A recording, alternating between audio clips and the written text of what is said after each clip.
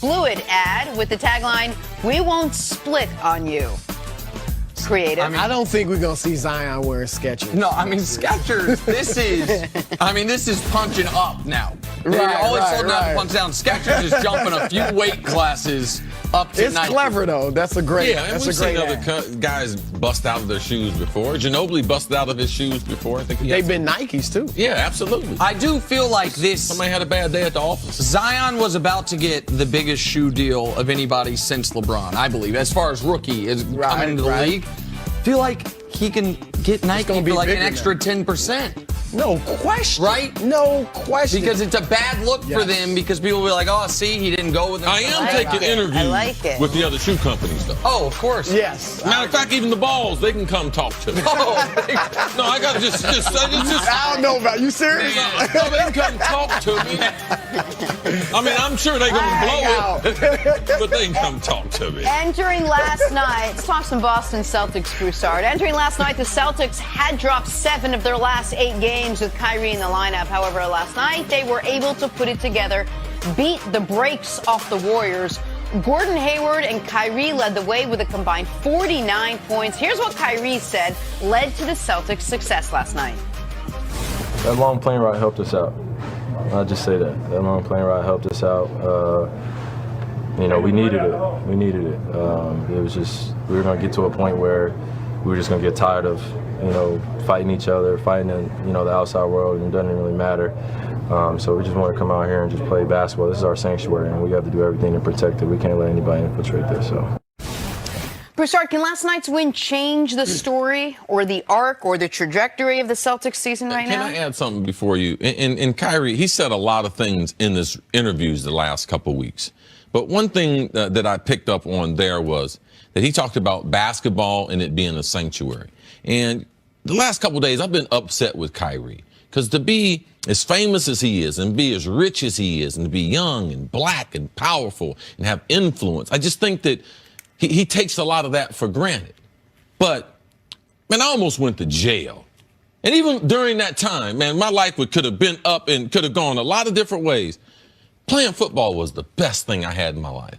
And to see them struggle on the court, I can understand people struggling in the interview, struggling with the trade deadline, struggling with the rumors. Are you going to be a free agent? I can understand that. But to struggle on the court, in the field of play, where as a little boy, you had dreams, I'm getting ready to hit this game winner. 5. Oh, he crosses him over. He goes to the top of the key. Bang! That's what these guys have grown up saying to themselves. And now for them not to have the joy in their interviews and stuff, it affected me. So to see them last night playing the way they did, to me, it's not X's and O's. To me, it had a lot to do with, Nick, you talked about earlier, that plane ride and sitting down, having heart-to-heart conversations. I just thought that him just saying that, it just really just pointed out to me in the worst parts of my life, man, when did I have joy? Always playing ball, man. Always on the field. No, that's a great point. And what I've been told is that their problems, as you said, have been on the court. Now, I know there was a report that came out recently said Kyrie, he may only be close with Jason Tatum on the team. But I've been told that their relationships off the court are fine. Whether they're best buddies or not, that's not the problem. The problem has been the chemistry on the court. Right, because off the court, though, you're not fighting over minutes. Right, it's not who's going to get a new contract. I ain't never been paid before. Those things aren't right there. Yeah. So, look, I said it Monday. I don't write off the Celtics. Now, I think Toronto, Milwaukee, and Boston are all on the same level. Wow. I wouldn't be surprised if any of those three. Now, I might not pick Boston. I'm going to have to make picks. I might not pick them, probably won't. But I wouldn't be surprised if any of those three come out. I fully expect Boston, if they have any health mentally, like if they're in a good place mentally, then they're going to beat Philadelphia. Because I just think Philadelphia doesn't execute well enough down the stretch. I don't think Ben and Joel are mature enough yet to win against a team like Boston. I thought last night, Kyrie, we saw the attitude was better, but the distribution. 19 points, 11 assists, only took 15 shots. When they win, he takes fewer shots and has more assists.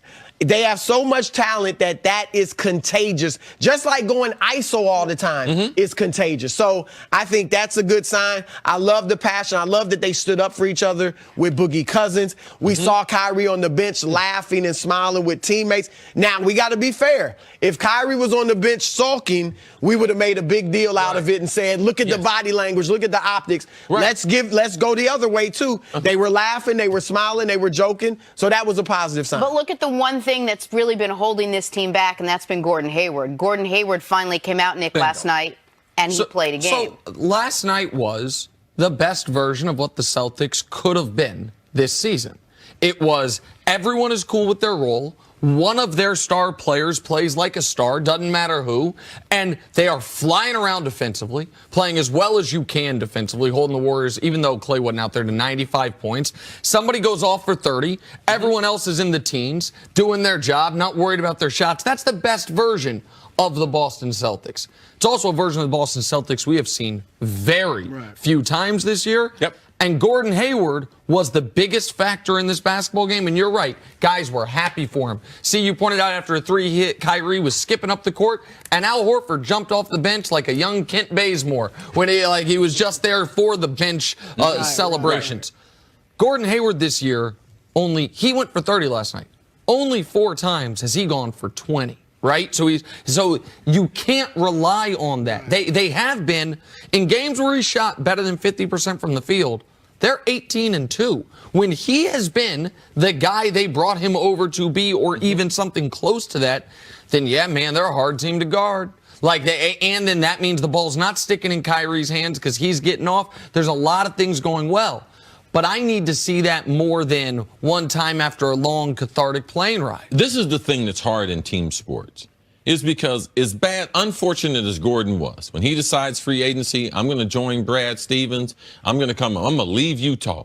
Man, because he's perfect for Utah for a long career. I mean, he's going to be able to play there, play in the West, make a few All-Stars, be a superstar, be great in that community. He fit Utah and how they've played basketball just for a number of years. But he's got the guy who recruited him from high school, took him to the national championship at Butler.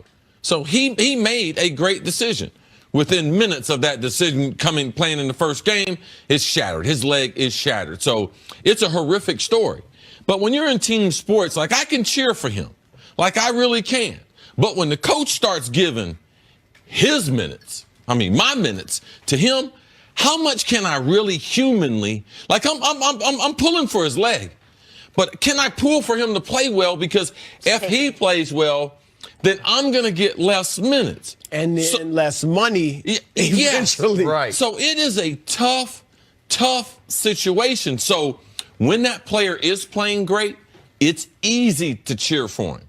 But when he's not, it's hard because you want those minutes, and it reflects in your playing time. So the Celtics are in a tough situation with Gordon Hayward. And the reason that I disagree with you fully on the Celtics are on the same tier as Milwaukee and Toronto, and I know you're not picking them necessarily, is they have never, this entire era of resurgent Celtics basketball, we haven't seen them be a consistent road team against good teams, particularly in the postseason last year, for example. I know they didn't have Kyrie and Gordon. They're going to be on the road the whole playoffs now. Maybe they get to the 4 line and they get the first round at home, but still, they're probably 2.5 back of the 4 line. They're not going to catch Indiana. That's legitimate, and that's what made last night so surprising. To play that well, start to finish, you do see that it's a different type of discussion. But if we're lining up the teams in the league and we say that you're going to get their very best tonight, the Warriors are obviously number 1. Are the Celtics in discussion that the very best Celtics game is the second best game anyone can play? I think I think Milwaukee and Toronto would be better because all these teams have one star, right? One superstar.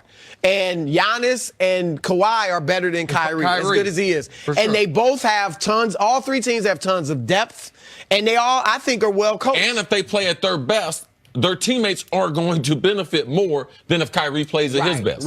Now, he might drop 40. But what the other guys do offensively, defensively, rebounding, yes, they're teammates. What you have seen, just real quick here, in the attempted comeback against Houston, they were down 28 and cut it to 7 a couple times. And throughout the game last night, was that Celtics defense of last year. Listen, they've been the 5th best defense in basketball this year. They haven't been bad, but they have shown you over spurts the last few games where they are swarming defensively and can cause real problems. That has to be their calling card because Gordon Hayward going for 30, I don't think is reliable at all. We'll look back and say, was this the turning point when they turned it around before the playoffs? BROUSSARD, thanks for joining us today. Enjoyed it. Got to take a break. Coming up, Will L. Bell make the next team he goes to an immediate contender? We discuss that next on